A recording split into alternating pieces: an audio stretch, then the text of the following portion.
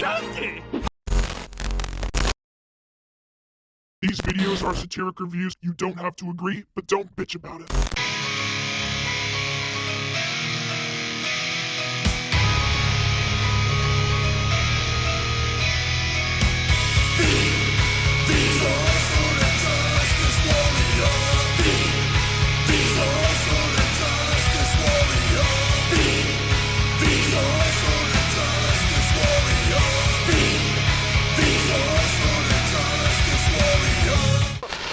I hate this channel.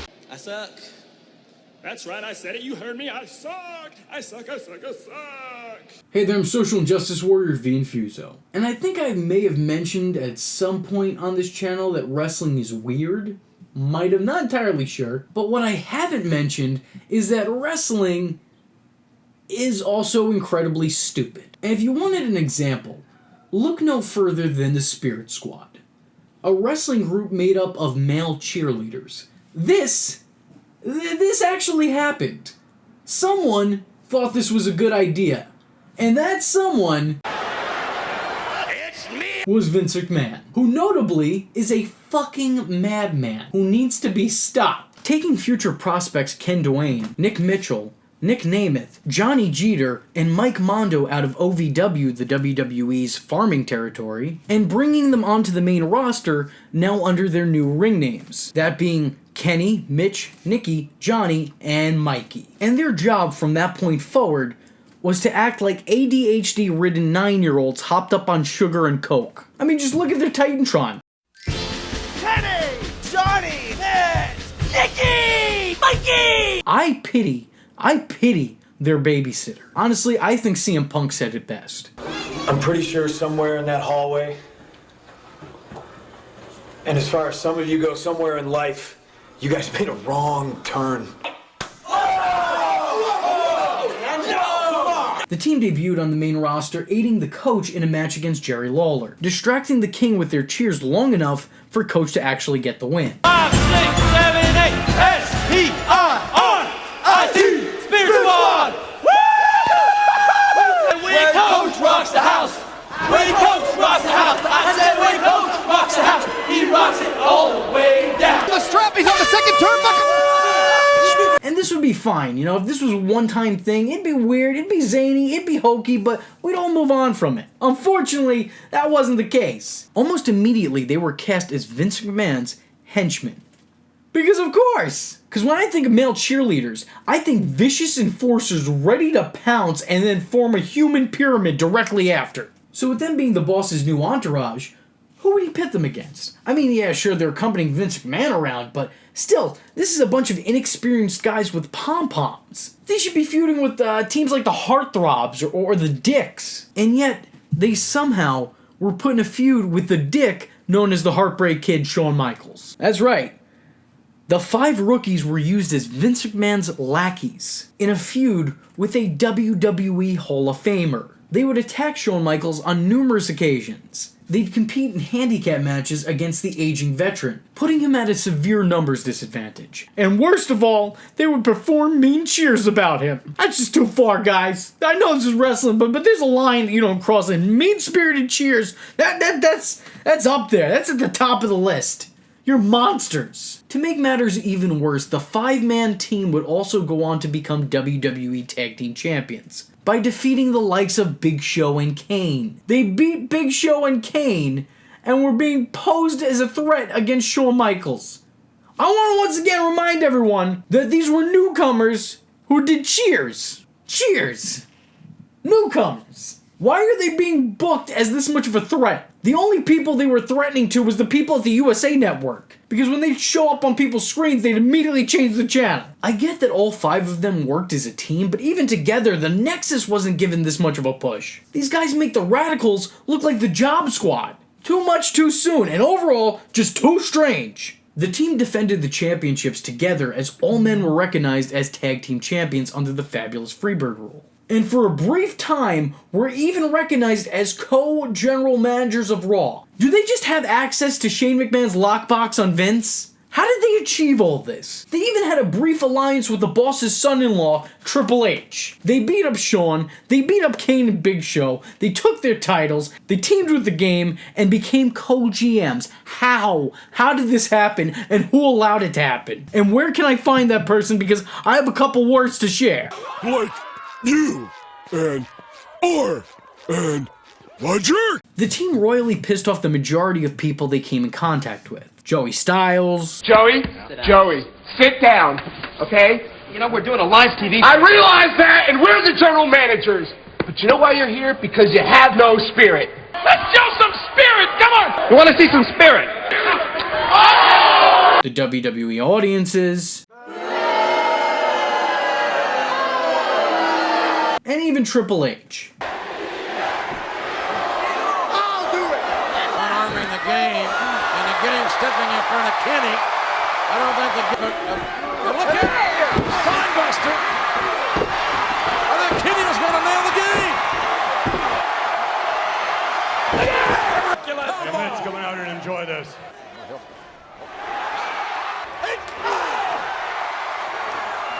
Michaels in the ring. The showstopper is starting the show. This crowd has come unglued here.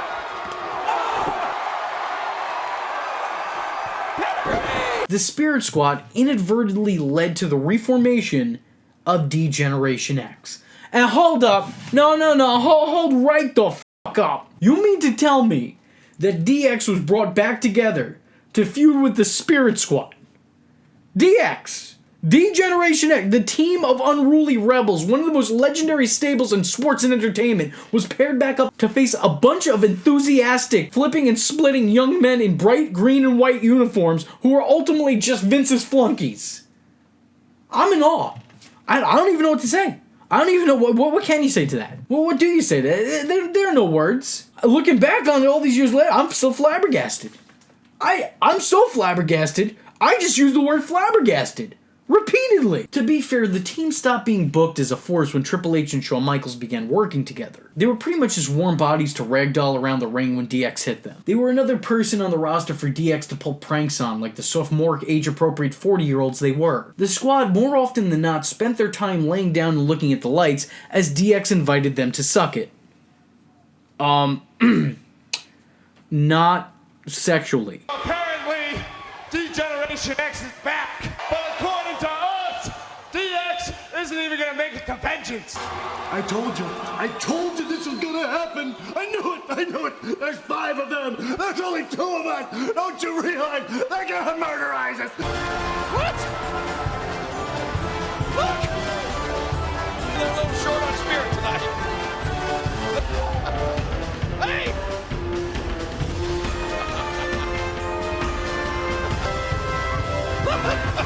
They're gonna murder. Shawn, calm down. Shawn! They're just cheerleaders. Wait a minute.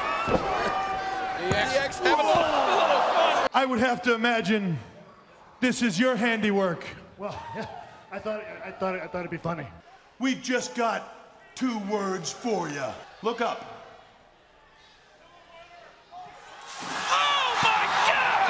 And I've been thinking about cheerleaders. I've been thinking about cheerleaders a lot. What's Shawn doing? You better put the blindfold on.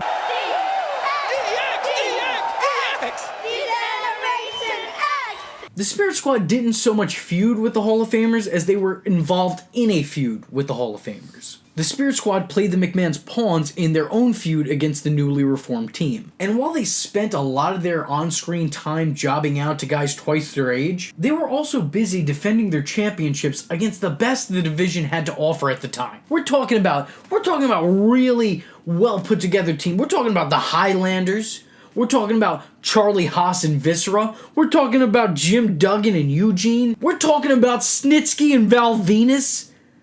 For some reason, maybe Val Venus at some point did a couple foot fetish videos. Who knows? We all know Snitsky.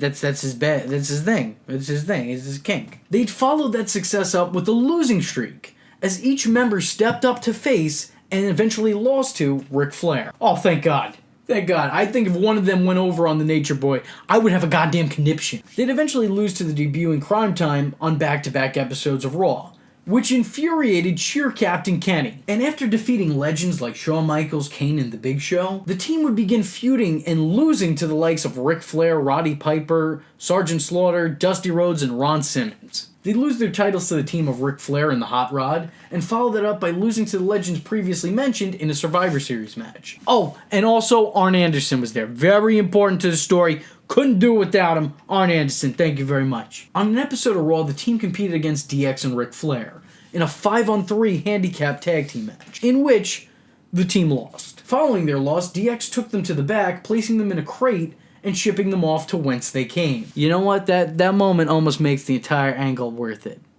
It doesn't, but you know, it's close. The team would disband and head back to OVW, while Kenny would return a few months later on WWE TV as Kenny Dykstra. He'd have minor success, and Nikki would later return to become a United States Intercontinental and World Heavyweight Champion. But y'all might know him better as Dolph Ziggler. That's right.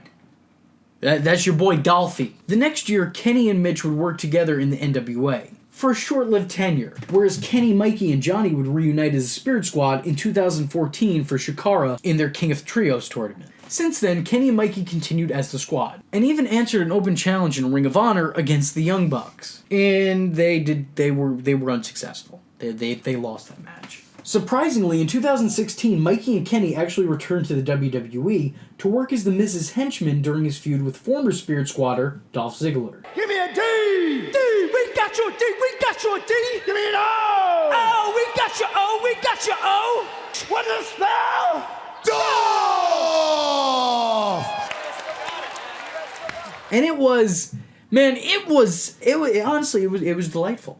It was delightful. It was hilarious seeing these guys now act as Mrs. Manservants going after their former best friend. Dirty tonight. Well, you know, guys.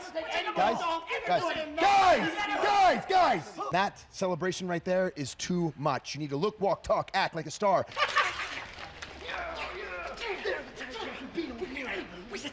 In what one would have thought would only be a one-time segment, they actually made several appearances following, including a handicap match against Dolph, a 6-man tag team match alongside The Miz, going up against Dolph Ziggler, Rhino, and Heath Slater, and an unsuccessful at winning back the tag team titles from Rhino and Slater. Oh, if you only brought the whole team with you, what could have been? What could have been? They've since competed together in the last 26 House of Hardcore shows, so they're still getting work.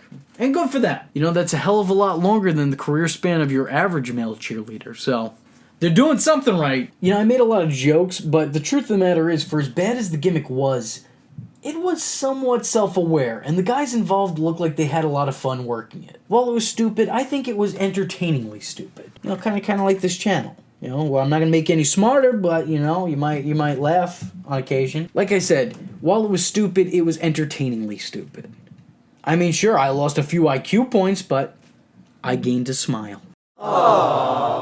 Well, let me tell you something, brother. You're watching the Social Injustice Warrior V Infuso's channel, dude. So if you like the words that came out of his mouth hole, and you too want to become a V-tard, don't forget to like and subscribe, and click that little bell icon to get updates and notifications. Ooh, tell him what up, Mach. Ooh, yeah. Follow the man on Twitter, yeah, because we all know it's not stalking if it's on the internet, yeah. Join the madness by joining the Discord, and if you have a moment of time and a free $1 to spare, head over to the SIJW's Patreon, dig it, where you can request videos, get exclusive videos, and early access to content, yeah. Or go down to PayPal, where you can buy the shirts, brother. But most importantly, just remember, if you're not tuning in, then you're missing out.